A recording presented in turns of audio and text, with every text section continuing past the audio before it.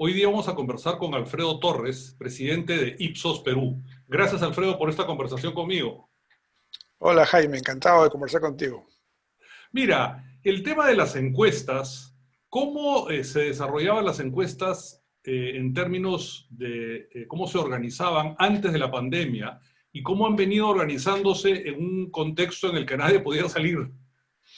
Bueno, en el mundo las encuestas ya en su mayor parte se hacían vía online o vía lo que se conoce como CATI, que son encuestas por teléfono desde un call center asistido por computadora.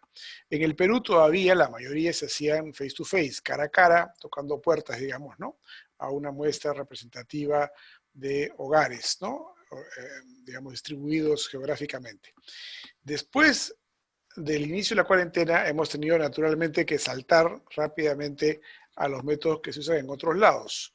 Eh, Algunos competidores nuestros han privilegiado el método online, otros el CATI.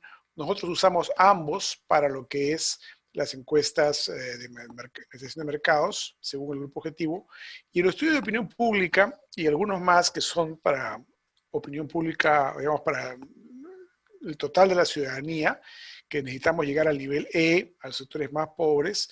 Lo que tenemos es un método que le hemos llamado TATI, que es usar a nuestra misma red de encuestadores, que los tenemos distribuidos en todo el país, para que hagan encuestas en su propio distrito, utilizando las tablets que nosotros les proporcionamos para el trabajo regular de encuestas cara a cara, solo que esta vez ya no tienen necesariamente que aplicarlas cara a cara, porque no necesariamente podían salir, recién están saliendo en estos días, sino que las aplicaban por teléfono en su mayor parte o incluso online en algunos casos. Entonces es un método, digamos, mixed mode, ¿no?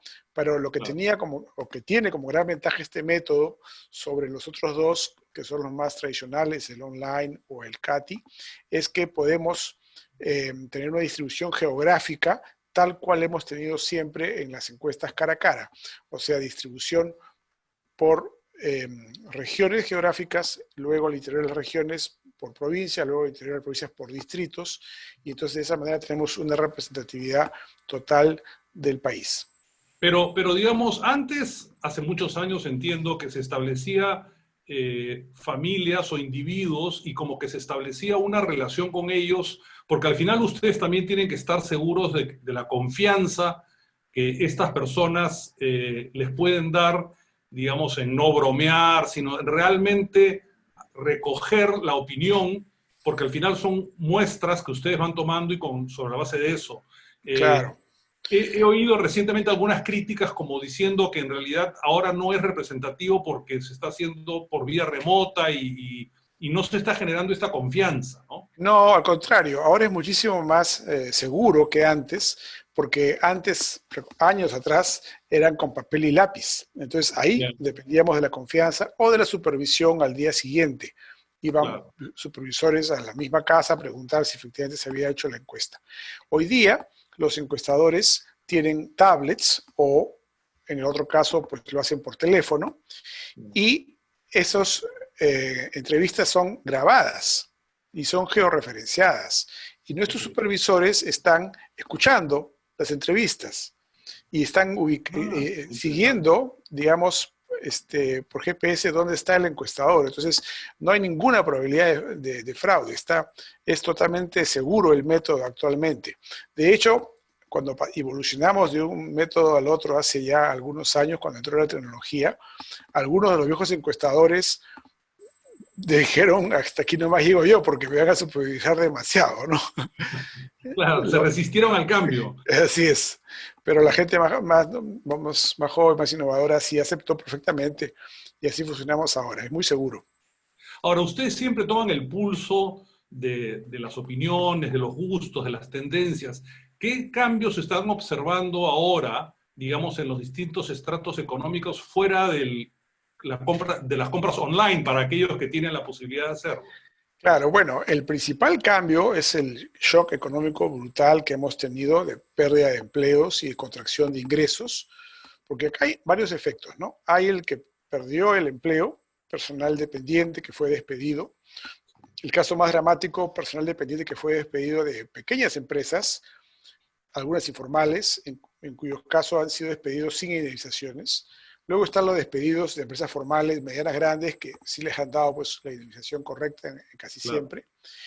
Luego tenemos los independientes, que han reducido considerablemente su actividad económica porque estaban en confinamiento, eh, y ahí hay una gran variación, pues, según cuál haya sido la actividad económica, ¿no? Si uno pues, era guía turístico, evidentemente está en nada en estos días. Si uno era transportista, de repente al comienzo no salía y ahora ya empezó a salir y a recuperar un poco sus ingresos, pero ya, están claramente mermados, ¿no? Entonces, hay una serie de efectos. ¿Eso qué cosa lleva? A una reestructuración completa de la canasta de consumo, búsqueda de productos más económicos, ¿no? Dentro de la categoría, o sea, marcas más económicas, y luego el dejar de usar determinadas categorías que se consideran suntuarias, ¿no? Por ejemplo, la gente no está saliendo a comprar ropa, aunque ahora los centros comerciales, claro, salvo lo indispensable. Evidentemente, si claro, los niños crecen y los zapatos ya no le quedan, tienen que ir a comprar zapatos nuevos, ¿no? A un joven, a un niño, o unas zapatillas que se malogran. Pero en general se está comprando mucho menos de eso, mucho menos de cosmética, más de productos de limpieza básica, ¿no? Jabón, claro. etcétera. Eh, Desinfectantes. Desinfectantes, ¿no? O sea, hay una recomposición en la canasta de consumo muy significativa. Está el tema de las compras online, pero no tanto como se creería, porque las empresas, proveedores, no estaban listas para este cambio. Claro, Todas claro. estaban avanzando a ese ritmo, pero con la pandemia hemos saltado 4 años, ¿no? Entonces, ha habido una gran congestión, las entregas demoraban, etcétera, han aparecido nuevos competidores. Entonces, eso está evolucionando, pero no al ritmo que todavía podría, básicamente por una limitación de oferta. También ha habido un salto en el uso, digamos, de transacciones financieras Sí, claro. online, ¿no? Un poco más. Lo que más ha evolucionado es educación. En educación sí, en parte porque son jóvenes, las universidades, los que pueden, no todas las universidades, pero en muchas de ellas se ha ido a la educación online. En la educación escolar, bueno, de nuevo parcialmente, pero en ese campo es Claro. donde el campo, digamos, se siente una evolución mayor, ¿no? Claro, y hay un tema asociado a un poco la austeridad de la gente. Claro, te voy a hablar de un ejemplo que yo vi en Estados Unidos, por ejemplo, una persona que era dueña de una cadena de supermercados en Connecticut, Uh estaba -huh. comentando que antes en Estados Unidos compraban el puré, por ejemplo, el puré de papas, que costaba una cantidad de dinero y ahora como la gente tiene el tiempo en su casa y está aprendiendo a cocinar, ya no gasta $8 en comprarse el puré preparado, sino se gasta $1 en comprar las papas. Claro. Entonces hay una recomposición también porque la gente frente a la incertidumbre también dice, mejor cuido un poco mi dinero como no lo hacía antes o no estaba tan consciente, ¿no? Quizás. Exactamente, se está cuidando mucho más el dinero. Y de hecho hay gente pues con tiempo libre que está aprovechándolo, Claro, por ejemplo, para aprender a cocinar, o para otro tipo de cursos online. También hay gente que está claro. aprendiendo de todo, hasta cerámica, ¿no? Es decir, sí hay una transición ahí hacia cambios de hábitos, ¿no? Ahora, lo que quería saber ustedes nuevamente con el hecho de que siempre están haciendo eh, encuestas de opinión, ¿qué opina la gente de estas modificaciones que se están haciendo, estas propuestas legislativas, por ejemplo, para la alternancia de género en las listas parlamentarias? ¿Qué opina la opinión pública de la bicameralidad, del proceso de regionalización? ¿Nos puedes comentar si tienen información Sí, sobre claro. eso? Sí, lo hemos medido varias veces. En el tema de la paridad, por ejemplo, la verdad, hay opiniones divididas. Hay como 3 tercios. Hay Ya, un tercio más conservador que se opone, que te dice no es necesario que, digamos, que haya cuotas para las mujeres. Un sector más liberal, digamos, que te dice sí, vamos de una vez a las cuotas. Y un sector intermedio que te dice sí, claro, pero no hay que correr, podemos hacerlo, ¿no? Paulatinamente, ¿no? No necesariamente 50% ahora, podría ser un poco después.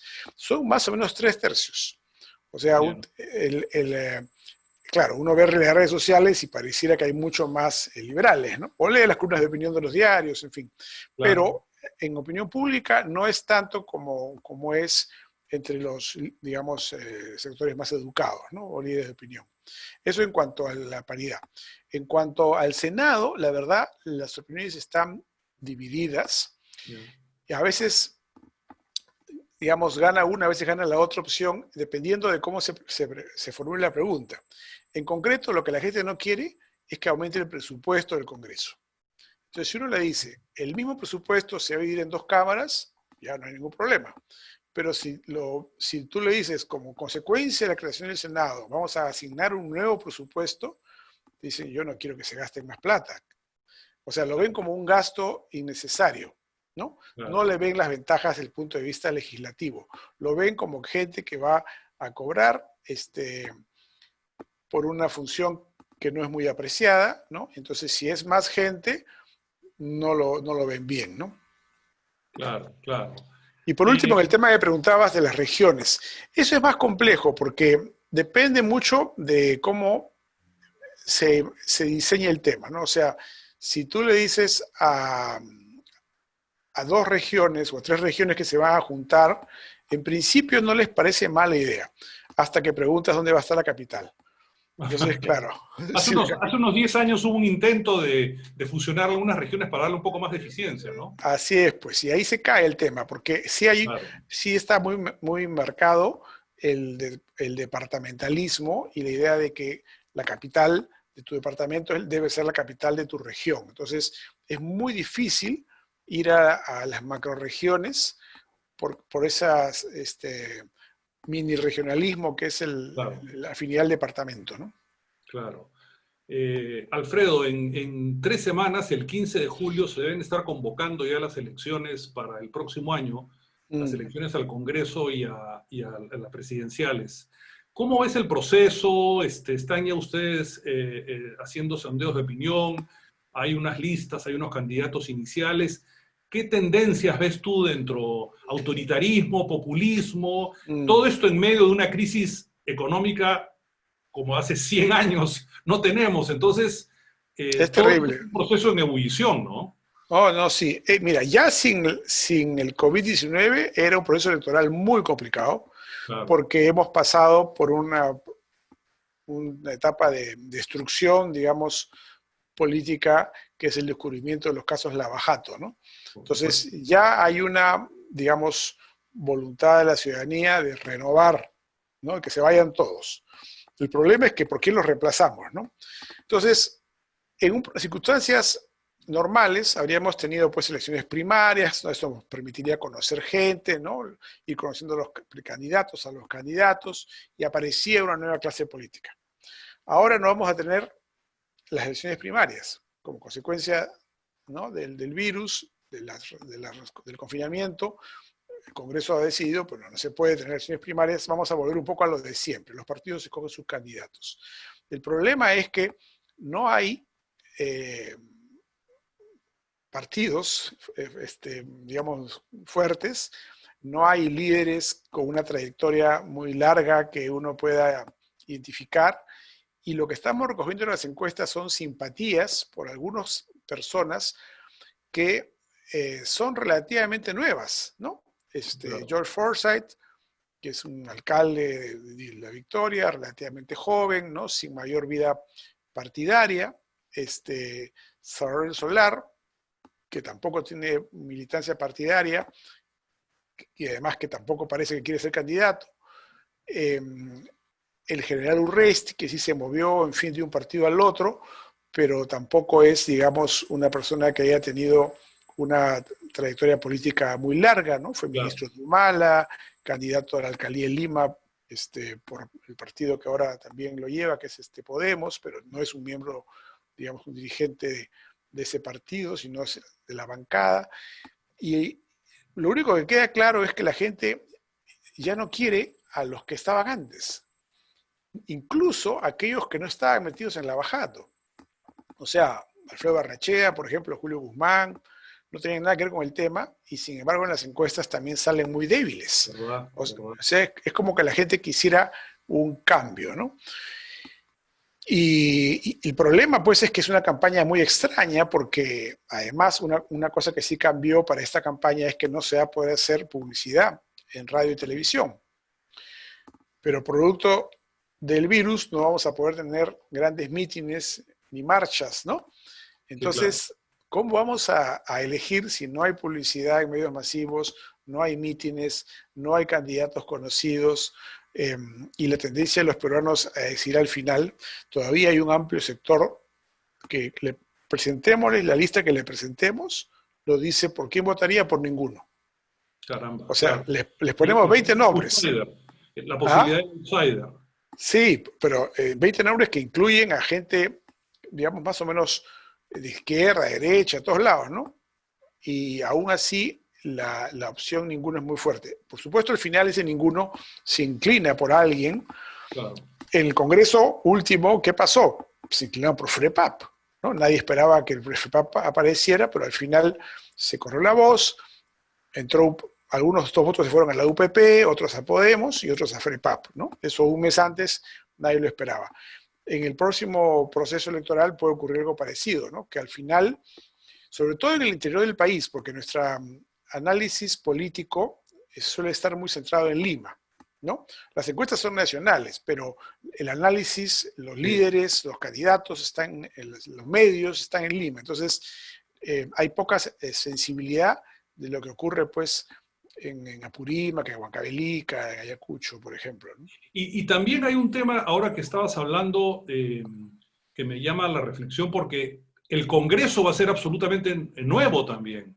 O sea, hay en los congresistas que fueron disueltos el año pasado, los congresistas actuales que están completando el periodo presidencial, entiendo, perdón, el periodo congresal, con lo cual están ambos inhabilitados para ser candidatos en el próximo Congreso. Entonces, el próximo Congreso va a ser un Congreso de calichines de Lima y de provincias cuyos nombres y tendencias aún no conocemos, ¿no? ¿Esto es así?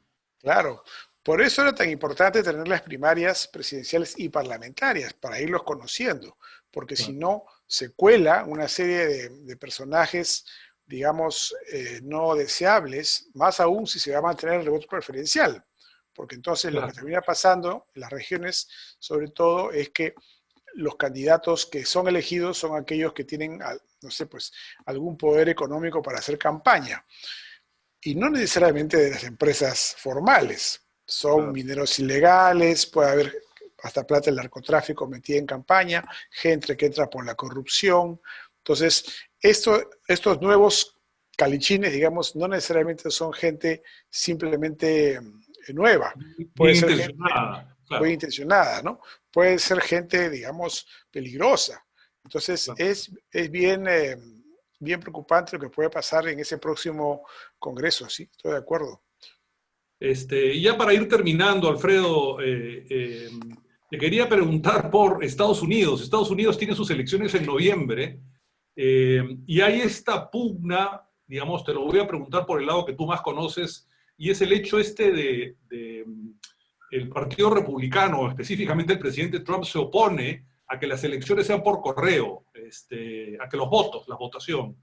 Mm. ¿Qué opinas de eso? O sea, si alguien tiene un buen sistema de correo y de acceso, es Estados Unidos. ¿Puede haber irregularidades en un proceso? No, lo que ocurre es que primero Trump la tiene bien difícil por tres temas, ¿no? Porque no ha manejado bien la pandemia, la economía está en problemas y sobre todo esta última etapa es la manera como enfrentó el problema racial, ¿no? Sí, claro, Con distanciándose. Exacto, distanciándose, ¿no? Prácticamente mano dura contra la gente que protestaba y la gente que protestaba claro. contra un abuso policial, ¿no? Después trató de corregir, pero al final ha perdido bastantes puntos de intención de voto en estos últimos dos meses. Entonces, el problema del voto por correo es que los liberales norteamericanos, o sea, la gente que es anti-Trump, los jóvenes, por ejemplo, no se dan el trabajo de ir a votar físicamente. Si le das la opción de votar por correo, va a haber más participación de personas Claro, anti-Trump que personas pro-Trump. claro. La fortaleza de Trump está en, digamos, personas más conservadoras, los blancos, un poco mayores, que no están en las costas. Es gente que sí hace el trabajo de ir a votar, lo ha hecho Claro. siempre. En cambio, los que votarían más demócrata son de los que preferirían votar por correo, por internet o cualquier método más moderno. Entonces, Claro, ese es porque el el voto motivo. no es obligatorio, entonces simplemente no cree en el sistema y no participa, pero ahora Claro, probablemente tenga una mayor inclinación a participar, ¿no? Claro. pero hay que darle facilidades. O sea, si tienen que ir al centro de votación a votar, igual no van a ir. Entonces, por Claro, eso es que darle facilidades como el voto por correo aumentaría el voto anti-Trump. Esa es la razón por la cual él se opone. claro, claro, claro. Bueno, Alfredo, no sé si tienes algunas palabras. ¿Cómo va a ser el mundo después de algunas palabras finales? ¿Qué cosa ves que va a cambiar fuera de la educación? Que, como bien dices, y estas otras tendencias, ¿ves algo así que se nos haya escapado del radar en esta conversación? Bueno, yo creo que la preocupación por la salud, ¿no? Por la bioseguridad, digamos, por la distancia social con extraños, va a durar un buen tiempo, ¿no? O sea, hasta hace 3 meses, en países como el Perú, por ejemplo, te encontrabas con un extraño del género opuesto y saludabas con un beso en la mejilla, ¿no? Yo imagino que para que eso regrese va a pasar mucho tiempo. Volverá primero entre familiares, entre amigos, por supuesto, ¿no? Pero ese es un Sí, claro. cambio, una distancia. Luego el uso de espacios públicos masivos, ¿no? Estadios, conciertos. La gente va a Y pensarlo dos discotecas, veces, claro. discotecas, ¿no? La aglomeración. Antes era parte de la diversión, era estar aglomerados. Ahora la gente va a decir, mejor no sé, pues el aire libre, ¿no? O sea, van a tener que generarse otros tipos de espacios donde haya más distanciamiento y eso incluso, digamos, después de que se haya producido la vacuna, porque va a quedar la preocupación, ¿no? Claro. De que generar algún tipo de contagio. Lo otro, yo creo que la gente va a volver a los centros comerciales, a los restaurantes, etcétera, pero de una manera más mixta. O sea, hay algunos hábitos como el uso de, por ejemplo, las teleconferencias, va a continuar. El uso del home office va a continuar parcialmente. O sea, vamos a volver a las oficinas, pero de repente en una actitud más de quien va pues por horas o a una reunión o que va a trabajar ahí que trabaja en equipo, pero Hay en algunas otras compañías tareas. hay algunas compañías que entiendo hayan anunciado que hasta fin de año va a haber trabajo de las oficinas para ciertas funciones, desde luego, ¿no? Por supuesto. Entonces, eso es un gran cambio. El tema del transporte también va a ir variando, va a haber más uso de transporte individual, ¿no? De vehículos de 2 ruedas de todo tipo, Claro.